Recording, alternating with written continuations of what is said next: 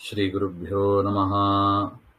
ವಂದೇ ವಂದ್ಯಂ ಸದಾನಂದಂ ವಾಸುದೇವಂ ನಿರಂಜನಂ ಇಂದಿರಾಪತಿಮಾಧ್ಯಾದಿವರದೇಶವರಪ್ರದಂ. ಶ್ರೀಮದ್ವಾದಶ ಸ್ತೋತ್ರ ಪಂಚಮ ಸ್ತೋತ್ರದಲ್ಲಿ ಮೊದಲನೇ ಶ್ಲೋಕ. ವಾಸುದೇವ ಪರಿಮೇಯ ಸುಧಾಮನ್ ಶುದ್ಧ ಸದೋದಿತ ಸುಂದರಿಕಾಂತ ಧರಾಧರ ಧಾರಣ ವೇಧುರಧರ್ತಃ ಸೌಧೃತಿ ದೀಧಿತಿ ವೇಧೃವಿಧಾತಃ. ವಾಸುದೇವ ಅಪರಿಮೇಯ ಸುಧಾಮನ್ ಶುದ್ಧ ಸದೋದಿತ ಸುಂದರಿಕಾಂತ ಎಲ್ಲ ಸಂಬೋಧನದಲ್ಲಿ ಇದೆ. ಧರಾಧರ ಧಾರಿಣ, ಧಾರಣ ಅಂತ ಇದೆ, ಧಾರಿಣ ಅಂತನೂ ಇದೆ. ವೇಧುರಧರ್ತಃ ಸೌಧೃತಿ ದೀಧಿತಿ ವೇಧೃವಿಧಾತಃ ಒಂದೇ ಪದ.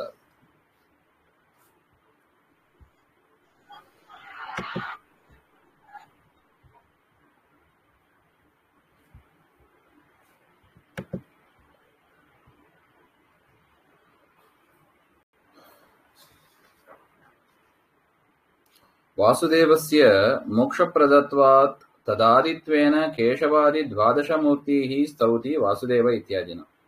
ಈ 5ನೇ ಸ್ತೋತ್ರದಲ್ಲಿ ಶ್ರೀಮನ್ ಮಧ್ವಾಚಾರ್ಯರು ಕೇಶವಾದಿ ರೂಪಗಳನ್ನ ಸ್ತೋತ್ರ ಮಾಡ್ತಾ ಇದ್ದಾರೆ.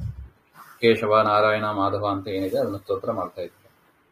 ಆದರೂ ಆದಿಯಲ್ಲಿ ವಾಸುದೇವ ರೂಪವನ್ನ ಸ್ತೋತ್ರ ಮಾಡ್ತಾ ಇದ್ದಾರೆ. ಯಾಕೆ ಹಾಗೆಂದ್ರೆ ಮೋಕ್ಷಪ್ರದತ್ವಾತ್, ನಮಗೆ ಮೋಕ್ಷವನ್ನ ಅನುಗ್ರಹ ಮಾಡತಕ್ಕ ರೂಪ ಅದು ವಾಸುದೇವ ರೂಪ. ದ್ವಾಸಸ್ತೋತ್ರ ಆರಂಭದಲ್ಲೂ ಕೂಡ ನೋಡಿ, ವಂದೇ ವಂದ್ಯಂ ಸದಾನಂದಂ ವಾಸುದೇವಂ ಅಂತಾನೆ ಹೇಳ್ತಾರೆ. ವಾಸುದೇವ ರೂಪವನ್ನ ಸ್ತೋತ್ರ ಮಾಡಿದರೆ ಅವರ ಪ್ರಸಾದದಿಂದಲೇ ನಮಗೆ ಮೋಕ್ಷ ಆಗೋದು. ಅದರಿಂದ ಆ ರೂಪವನ್ನ ವಿಶೇಷವಾಗಿ ಆಚಾರ್ಯರು ಸ್ತೋತ್ರ ಮಾಡ್ತಾ ಇರ್ತಾರೆ. ಈ ವಿಚಾರವನ್ನ ನಾವು ಬ್ರಹ್ಮದೇವರು ಕೂಡ ಹಾಗೆ ಮಾಡಿದ್ರು ಅಂತ ನೋಡ್ತೀವಿ. ಭಾಗವತದಲ್ಲಿ ಬ್ರಹ್ಮದೇವರು ಕೂಡ ವಾಸುದೇವ ರೂಪವನ್ನ ಪದೇ ಪದೇ ಚಿಂತನೆ ಮಾಡ್ತಾ ಇರ್ತಾರೆ ಅಂತ ನಾವು ನೋಡ್ತೀವಿ. ಈ ರೀತಿಯಾಗಿ ಅಪರಿಮೇಯ ಸುಧಾಮನ್, ಹಾಗೆ ಮೇಯ ಅಂದ್ರೆ ತಿಳಿಯಲು ಯೋಗ್ಯನಾದವರು ಅಂತ ಅರ್ಥ. ಭಗವಂತ ಏನಾಗಿದ್ದಾನೆ? ಅಪರಿಮೇಯ, ದೇವರನ್ನ ಸಂಪೂರ್ಣವಾಗಿ ತಿಳಿಯಲು ಸಾಧ್ಯನೇ ಇಲ್ಲ. ಕೇನಚಿತ್ ಸಹ ಉಪಮಾತುಂ ವಾ ಶಕ್ಯಂ ಪರಿಸಂಖ್ಯಾತುಂ ಕೇನಚಿತ್ ಸಹ ಉಪಮಾತುಂ ವಾ ಶಕ್ಯಂ ನ ಭವತಿ ಇತಿ ಅಪರಿಮೇಯಂ. ಅಪರಿಮೇಯಂ ಶೋಭನಂ ಧಾಮ ತೇಜಃ ವೈಕುಂಠಾದಿ ಮಂದಿರಂ. ತಿಳಿಯಲಿಕ್ಕೆ ಸಾಧ್ಯವಾಗದೆ ಪ್ರಕಾಶಮಾನವಾದ ತೇಜಸ್ ಉಳ್ಳ ಆ ವೈಕುಂಠಾದಿ ಮಂದಿರವೇ ಮನೆಯಾಗಿರತಕ್ಕ ಪರಮಾತ್ಮ, ಹಾಗೆ ಅಂತ ಸಂಬೋಧನ. ಅಪರಿಮೇಯ ಸುಧಾಮನ್, ಹಾಗೆ ಅಂತ. ಅಥವಾ ಅಪರಿಮೇಯ ಅಂತ ಬೇರೆ ಪದವಾಗಿ ಮಾಡಿ ಹೇ ತರ್ಕ ಅಗೋಚರ ಅಂತ ವ್ಯಾಖ್ಯಾನ ಮಾಡ್ತಾರೆ. ತರ್ಕಕ್ಕೆ ಸಿಲುಕದವನೇ, ಹಾಗೆ ಅಂತ. ನೈಷಾ ತರ್ಕ ಮತಿರಾಪನೇಯ ಅಂತ ಹೇಳ್ತಾರೆ. ದೇವರು ತರ್ಕಕ್ಕೆ ಸಿಲುಕುವವನಲ್ಲ. ಸುಧಾಮನ್ ಹಾಗೆಂದ್ರೆ ಶೋಭನವಾದ ರೂಪ ಉಳ್ಳವನೇ ಅಂತ ಅರ್ಥ. ಎರಡು ರೀತಿಯಾಗಿ ಅರ್ಥ ಮಾಡ್ತಾರೆ.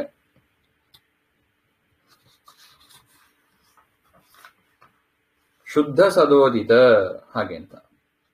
ಶುದ್ಧ ರೂಪ ಉಳ್ಳವನೇ, ಪವಿತ್ರನಾದವನೇ ಅಂತ ಅರ್ಥ. ಸದಾ ಉದಿತ, ಸದಾ ಸದ್ಭಿಃ ಆಸಮಂತತಃ ಉತ್ಕೃಷ್ಟತೆಯ ಜ್ಞಾತ ಇತಿ ವಾ. ಜ್ಞಾನಿಗಳಿಂದ ಸರ್ವೋತ್ತಮ ಅಂತ ತಿಳಿಯಲ್ಪಟ್ಟವ ನೀನು. ಸದಾ ಉದಿತ, ಹಾಗೆ ಅಂತ ಹೇಳ್ತಾರೆ. ಸದಾ ಕಾಲತ್ರಯೇಪಿ ಉದಿತ, ಅಸ್ತಮಯ ರಹಿತ. 3 ಕಾಲದಲ್ಲೂ ಕೂಡ ದೇವರು ಇಲ್ಲ ಅಂತ ಇಲ್ಲ. 3 ಕಾಲದಲ್ಲೂ ದೇವರು ಆಕ್ಟಿವ್ ಆಗಿ ಇದ್ದೇ ಇದ್ದಾನೆ ಅಂತ ಅರ್ಥ. ನಿತ್ಯ ಜಾಗರ ರೂಕ ಅಂತ ಅರ್ಥ. ನಿತ್ಯದಲ್ಲೂ ಜಾಗರದಲ್ಲಿ ಇರತಕ್ಕವ ಪರಮಾತ್ಮ, ಸದಾ ಉದಿತ ಅಂತ ಇನ್ನೊಂದು ಅರ್ಥ. ಇನ್ನು ಸುಂದರಿಕಾ ಅಂತ, ಹಾಗೆಂದ್ರೆ ಅತಿಶಯವಾದ ಸೌಂದರ್ಯ ಇರತಕ್ಕವರು ಲಕ್ಷ್ಮಿ. ತಸ್ಯಾಹ ಕಾಂತಃ, ಲಕ್ಷ್ಮೀ ಪತಿಯಾದವನೇ ಅಂತ ಅರ್ಥ. ಹೇ ಲಕ್ಷ್ಮೀಪತಿ, ಹಾಗೆ ಅಂತ ಅರ್ಥ. ವಾಸುದೇವ ಅಂತ ದೇವರಿಗೆ ಹೆಸರು. ಯಾಕೆ ಹಾಗೆ ಅಂದ್ರೆ ಸಂಧ್ಯಾವಂದನೆ ಮಂತ್ರ ಇಲ್ಲಿ ಬರ್ತದ ನೋಡಿ. ವಾಸನಾತ್ ವಾಸುದೇವೋಸಿ ವಾಸಿತಂತೆ ಜಗತ್ರಯಂ, ಹಾಗೆ 3 ಲೋಕದಲ್ಲಿ ಎಲ್ಲ ಕಡೆ ದೇವರು ವಾಸವಾಗಿದ್ದಾನೆ. ಅದರಿಂದ ಅವನಿಗೆ ವಾಸುದೇವ ಅಂತಾನೆ ಹೆಸರು. ವಾಸನಾತ್ ವಾಸುದೇವಸ್ಯ, ಎಲ್ಲ ಕಡೆ ವಾಸವಾಗಿರೋದ್ರಿಂದ ದೇವರಿಗೆ ವಾಸುದೇವ ಅಂತ ಹೆಸರು. ವಾಸುದೇವ ಅಪರಿಮೇಯ ಸುಧಾಮನ್ ಶುದ್ಧ ಸದೋದಿತ ಸುಂದರಿ ಶುದ್ಧ ಸದಾ ಉದಿತ ಸುಂದರೀಕಾಂತ ಎಲ್ಲ ಸಂಬೋಧನದಲ್ಲಿ ಇದೆ. ಧರಾಧರ ಧಾರಣ ವೇಧುರ ಧರ್ತಃ ಹಾಗೆ ಅಂತ.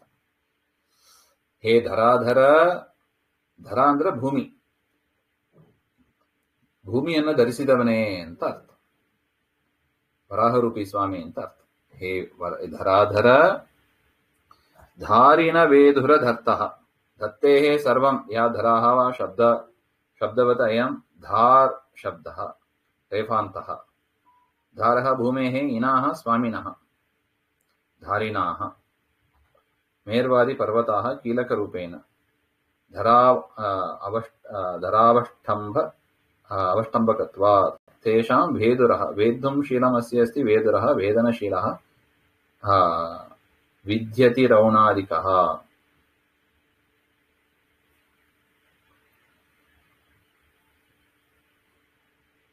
ಅಂದ್ರೆ ಧರಾಧರ ಧಾರಣ, ಧರಾಧರ ಹೇ ವರಾಹಸ್ವಾಮಿ ನೀನು ಧಾರಣ, ಎಲ್ಲವನ್ನೂ ಧರಿಸಿರತಕ್ಕವರು ಭೂಮಿ. ಆ ಭೂಮಿಗೆ ಇನ ಸ್ವಾಮಿಯಾದ ಮೇರುವಾದಿ ಪರ್ವತಗಳು. ಆ ಭೂಮಿಯನ್ನು ಧರಿಸೋದು ಯಾವುದು? ಮೇರು ಪರ್ವತ. ಅದಕ್ಕೆ ಸೈಡಲ್ಲಿ ಒಂದು ಕ್ಲಾಂಪಿನ ರೂಪದಲ್ಲಿ ಇರುತ್ತದೆ, ಕೀಲಕ ರೂಪೇಣ. ತೇಷು ವಿದುರಃ ವೇದ್ಧುಂ ಶೀಲಮಸ್ತಿ, ಅದನ್ನ ಧರಿಸಿದವ ನೀನು ಹಾಗೆ ಅಂತ ಅರ್ಥ. ಮೇರುವಾದಿ ಸಕಲ ಜಗತ್ತನ್ನು ಕೂಡ ನೀನು ಧರಿಸಿದವ ಹಾಗೆ ಅಂತ.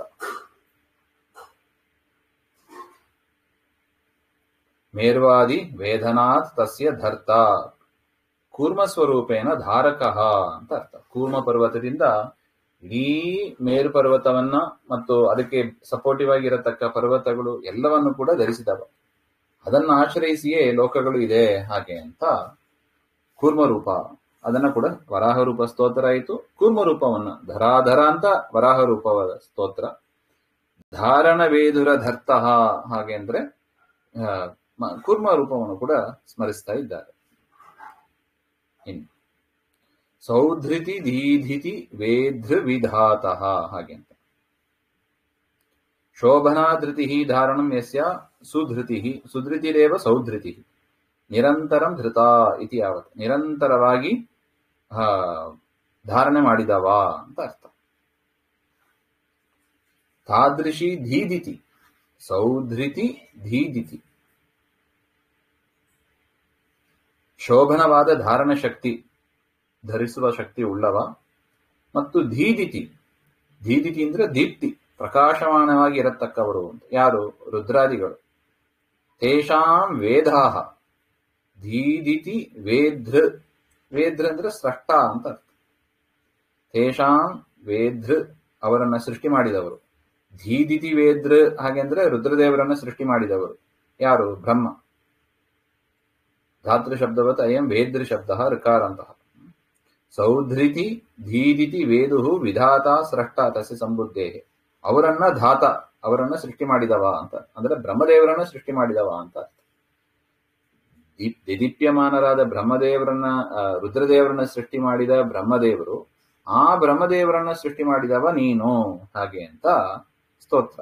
ಸೌಧೃತಿ ಧೀಧಿತಿ ವೇಧೃ ವಿಧಾತಃ ಹಾಗೆ ಅಂತ. ನೀನೆಂತವನಾಗಿದ್ದಿ? ಅಧಿಕ ಬಂಧಂ ಅಂತ ಇಲ್ಲಿ ಮುಂದೆ ಕ್ರಿಯಾಪದ ಅಲ್ಲಿಗೆ ಮುಂದಿನ ಶ್ಲೋಕವನ್ನು ತೆಗೆದುಕೊಂಡು ಹೇಳಬೇಕು, ವ್ಯಾಖ್ಯಾನ ಮಾಡಿದ್ದಾರೆ. ಅದನ್ನ ಮತ್ತೆ ನೋಡೋಣ. ಶ್ರೀಮಧ್ವಾಂತರ್ಗತ ಶ್ರೀಕೃಷ್ಣ ಅರ್ಪಣಮಸ್ತು. ಶ್ರೀ ಹರೇ ನಮಃ.